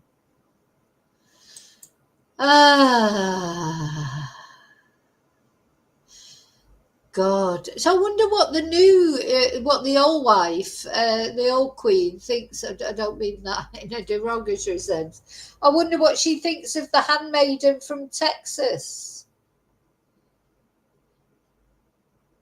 Why, oh dear. I am again speechless. So it does take a lot to make me speechless, but I've been speechless a few times in this life. Yeah. We live from the earth in harmony with its rhythms and wisdom. No law written by man can override the truth written in the wind, the water, and the roots of our Mother Earth. This is a mission of restoration, a mission of remembrance, a mission of rebirth. Notice I didn't do it in Zimbabwe either, because they'd probably get shot.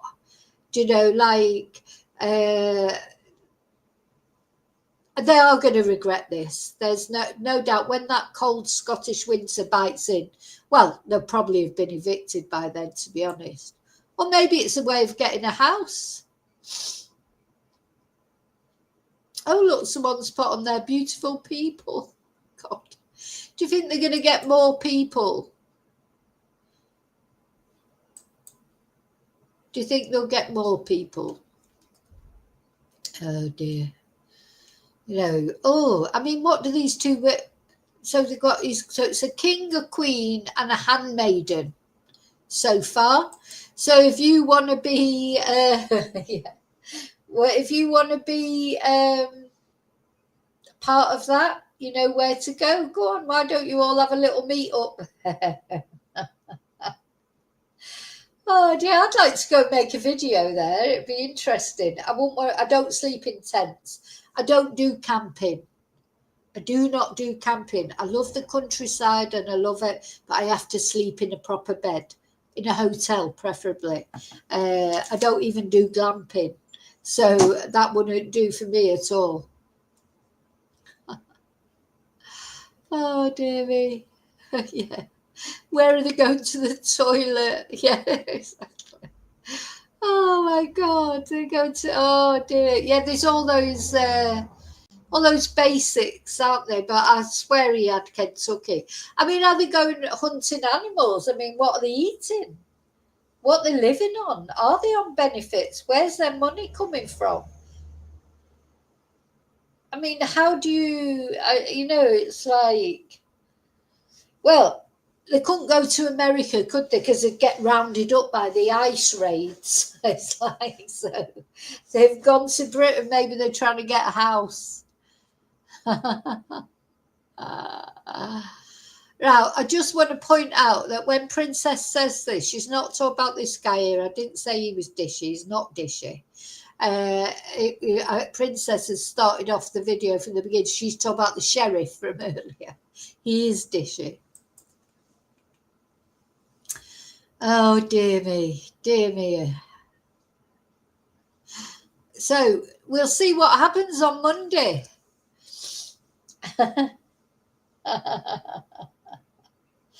Yeah, he's not even dishy, do you know what I mean? Maybe it was Idris Elba or someone, but I don't know, honestly. The world is crazy, isn't it? It is crazy. It's just mad. But I just thought this was funny, and I thought I'd show it because it'd cheer us up after talking about crime. What's he? Maybe she's. Hey, Devon. A great self-inflating double mattress from makes tent camping. Oh, I just can't do camping. Just don't like it. I feel very insecure in a tent. I like to be on a proper nice bed. I don't mind it don't have to be a 4-star hotel. Though I prefer that, of course.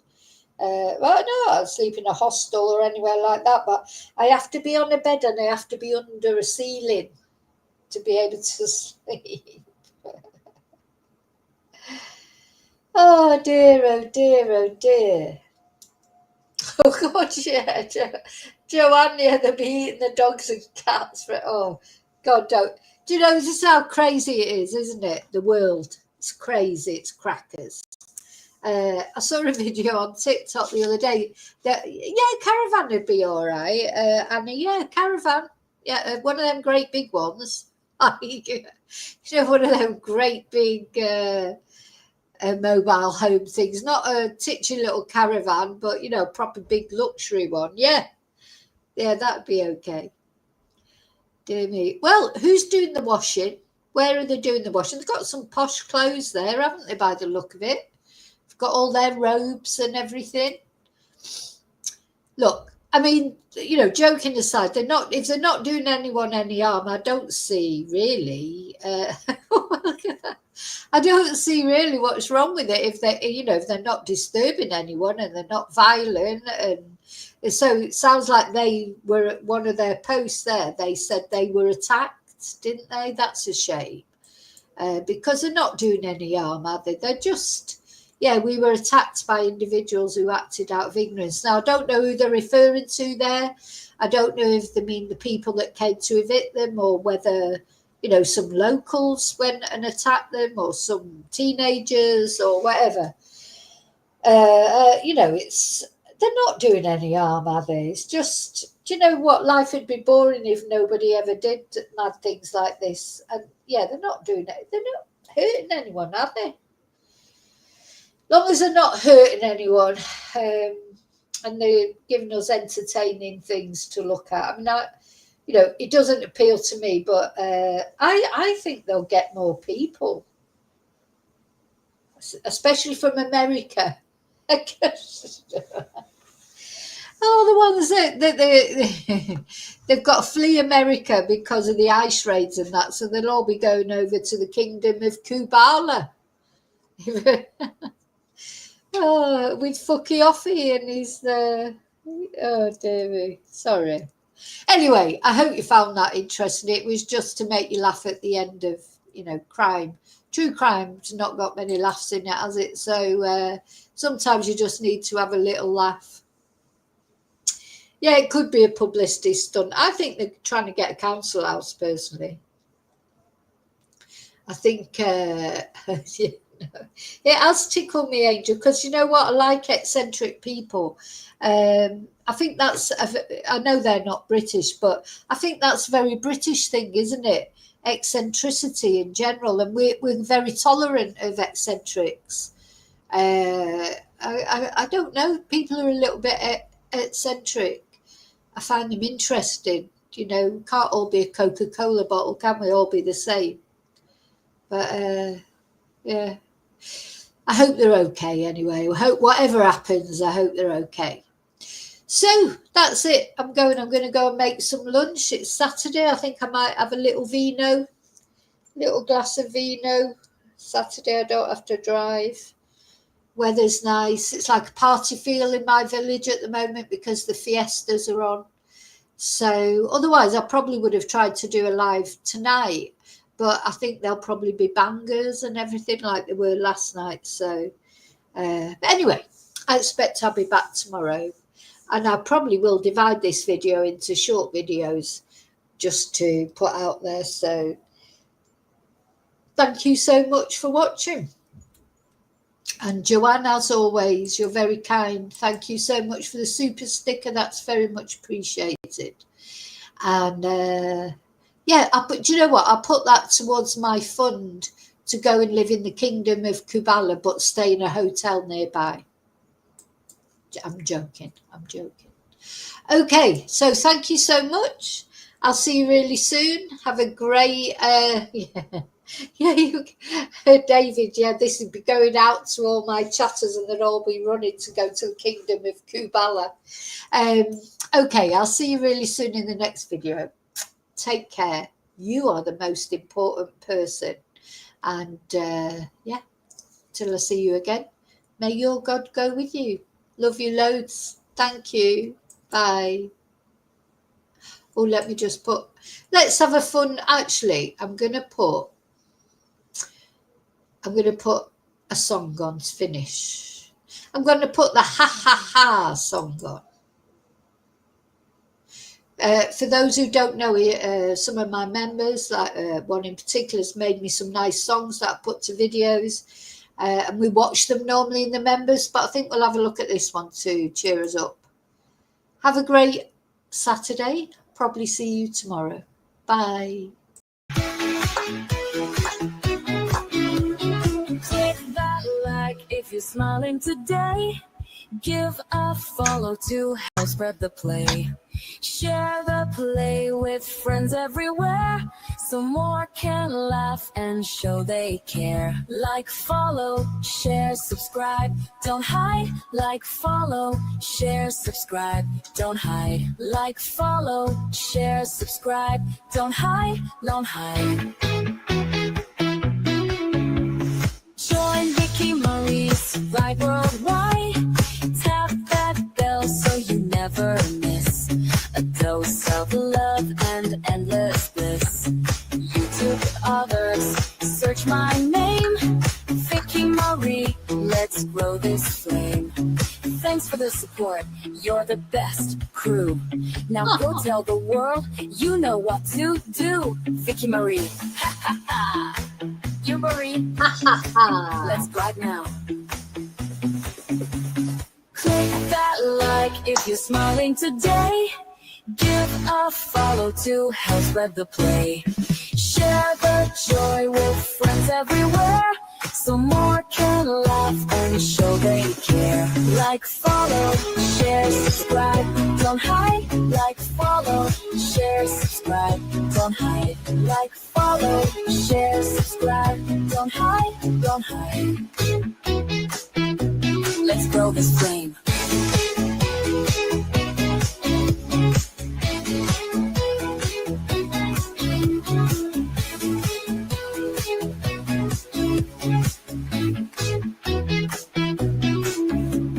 Click that like if you're smiling today. Give a follow to help spread the play. Share the joy with friends everywhere, so more can laugh and show they care.